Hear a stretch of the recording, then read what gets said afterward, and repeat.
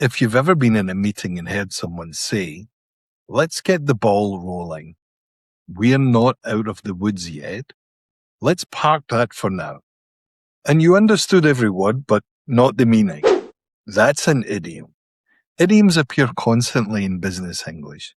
And for professionals working internationally, they can either make communication smoother or more confusing. So what exactly is an idiom? An idiom is a fixed expression where the meaning cannot be understood literally. The individual words are familiar, but together they create a meaning that has to be learned as a whole. For example, get the ball rolling doesn't involve a ball. It simply means to begin. That's what makes idioms powerful and potentially problematic. They're cultural shortcuts. They compress meaning into a short phrase. They create tone. They can build rapport. But in international meetings, they can also exclude people who don't share the same linguistic background. So how should professionals approach idioms? First, recognize them. If a phrase doesn't make logical sense word by word, it's likely an idiom. Second, understand them before you use them.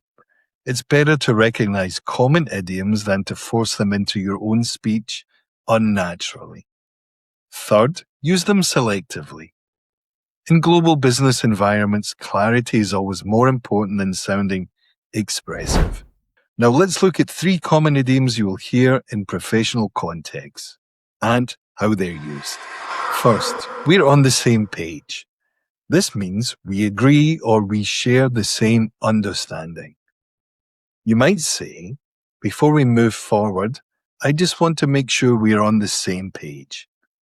It's useful for alignment and widely understood. Second, that's a gray area. This means something is unclear, not fully defined, or open to interpretation. For example, the policy doesn't specifically cover that situation. It's a bit of a gray area. This is common in discussions about compliance, regulations, or decision making. Third, let's park that for now. This means let's pause this topic and return to it later. You might hear, that's an important point, but let's park it for now and come back to it at the end.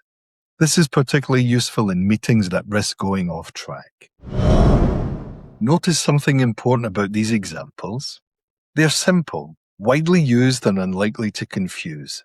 That's the key. You don't need dozens of idioms to sound natural.